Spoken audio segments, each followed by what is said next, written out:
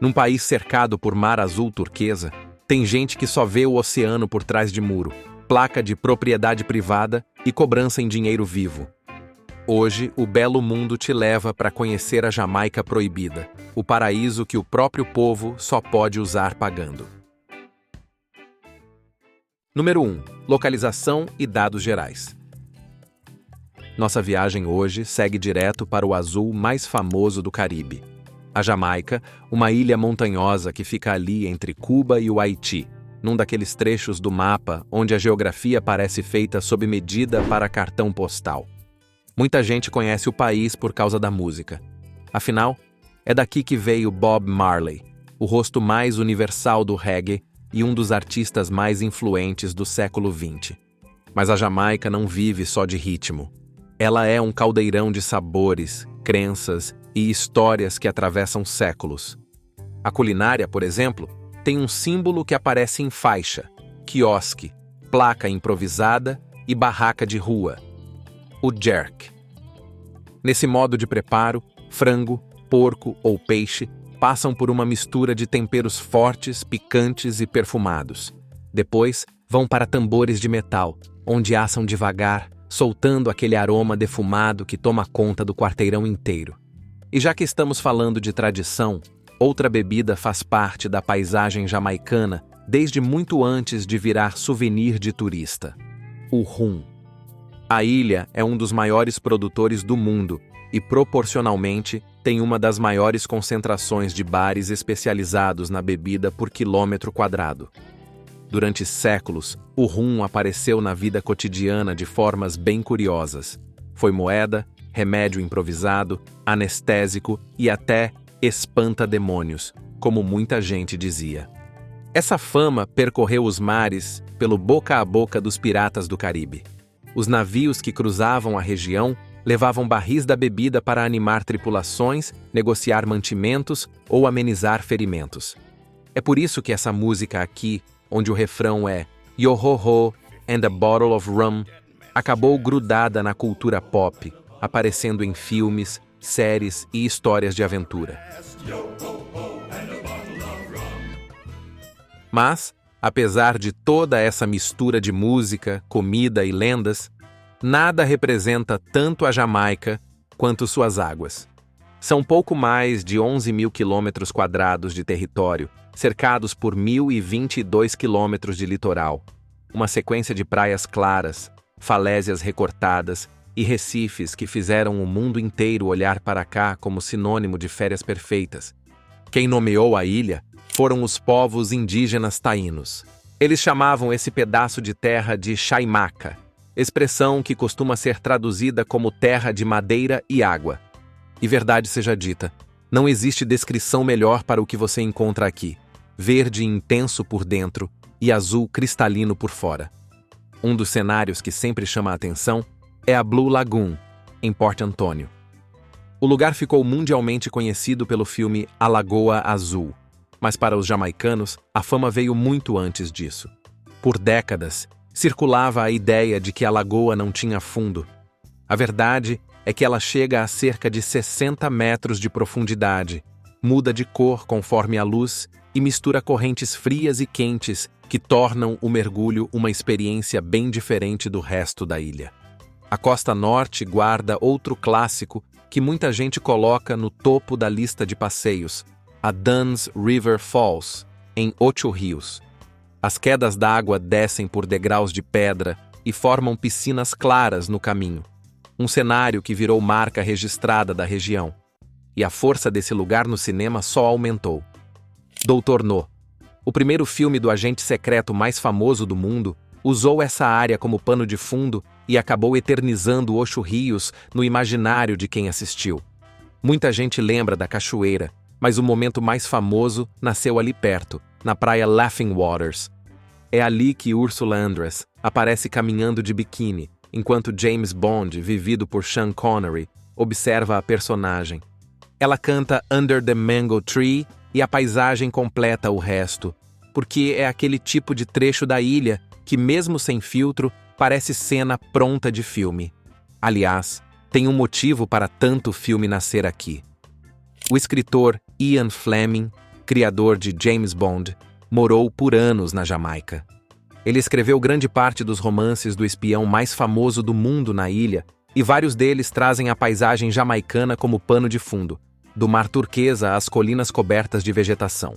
E claro, ninguém fala de litoral jamaicano sem lembrar das praias do noroeste. 7 Mile Beach, em Negril, e Doctor's Cave Beach, em Montego Bay, são dois trechos de areia clara e mar calmo que acabaram virando cartão postal oficial do país. O visitante pisa ali e entende por que tantos viajantes voltam. São praias bonitas, bem cuidadas e com uma estrutura que parece feita sob medida para quem chega de fora. Resorts, bares, mergulho, música ao vivo, tudo organizado para entregar aquela versão idealizada do Caribe. E é justamente aí que a história começa a mudar de tom. Hoje, a Jamaica está entre os destinos mais procurados do Caribe.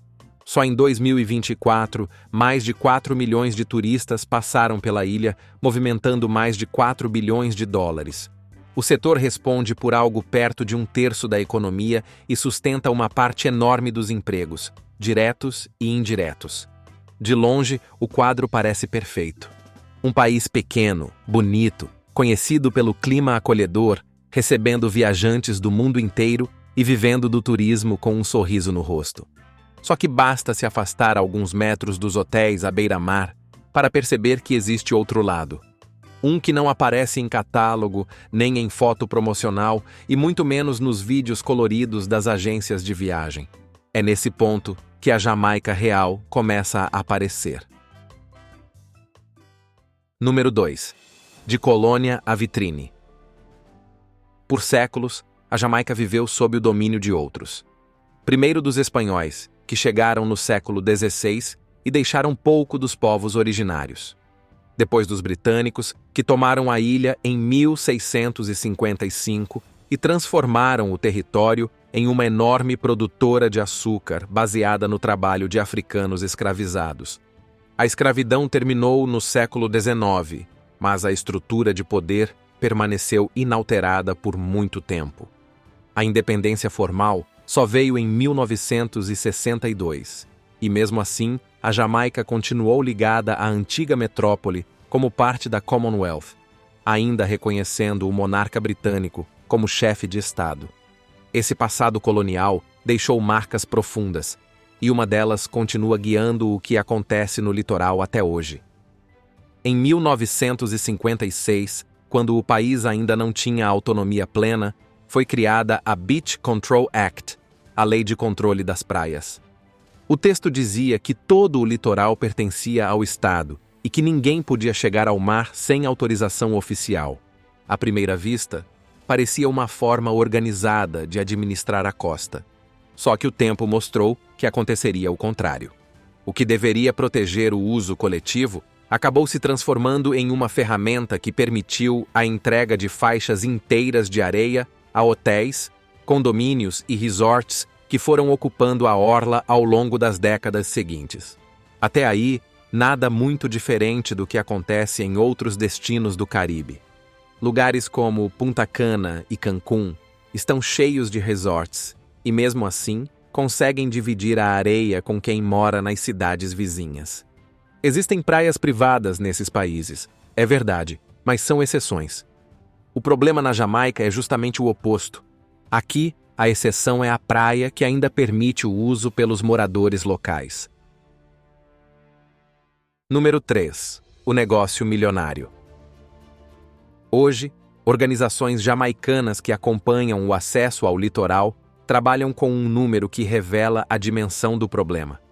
Dos mais de 1.000 quilômetros de costa do país, só cerca de 0,6% são praias públicas com entrada garantida ao povo jamaicano. Todo o restante está dividido entre propriedades privadas, trechos com cobrança de ingresso e áreas incorporadas a hotéis e resorts all-inclusive. Isso significa que mais de 99% do litoral é controlado por alguém que pode erguer muro, colocar guarita, cobrar bilhete ou simplesmente impedir a entrada de moradores, mesmo quando as comunidades estão ali há gerações. O mecanismo que sustenta esse sistema se baseia em licenças e concessões.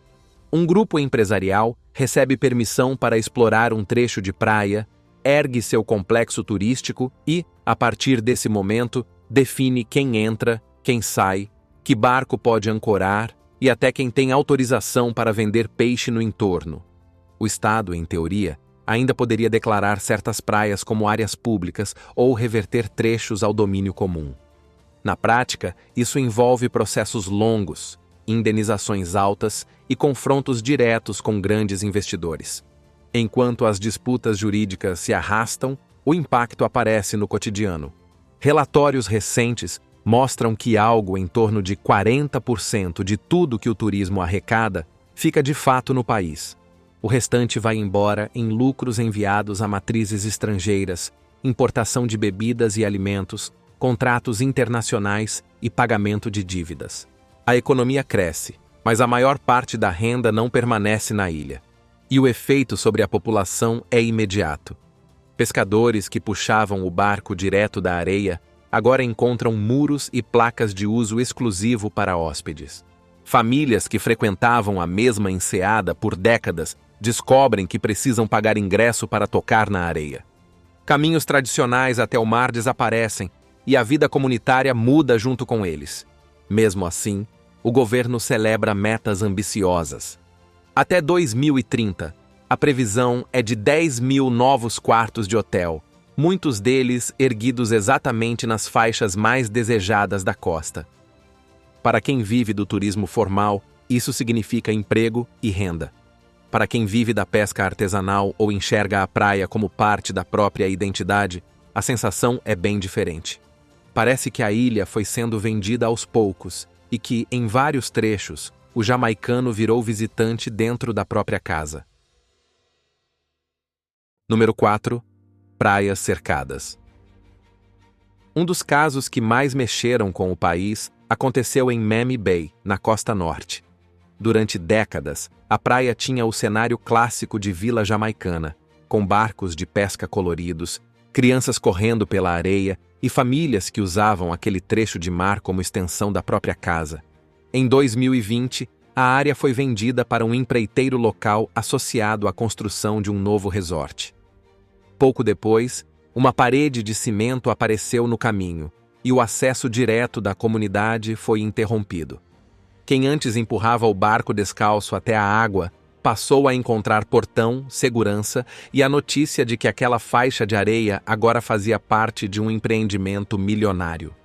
Hoje, moradores só entram mediante pagamento de taxa em estabelecimentos autorizados, como o restaurante Bamboo Blue, que controla o acesso à praia. E Miami Bay não é exceção. O acesso ao rio Roaring, usado por gerações para banho e lazer, também foi bloqueado depois que as terras vizinhas foram vendidas para uma grande empresa de engenharia envolvida em projetos privados. A situação se repete na Blue Lagoon, em Portland, aquela mesma lagoa de tom azulado que citamos no início do vídeo. Operadoras locais de rafting foram impedidas de trabalhar ali a partir de 2022. Oficialmente, a justificativa envolve segurança e licenciamento ambiental. Na prática, significou mais uma comunidade afastada de um ponto tradicional do território. E talvez o caso mais simbólico apareça em uma enseada que carrega o nome do maior ícone musical da Jamaica, a Bob Marley Beach, em Bull Bay, a leste de Kingston. Durante anos, o lugar foi refúgio de famílias Rastafari que buscavam distância de perseguição policial e discriminação.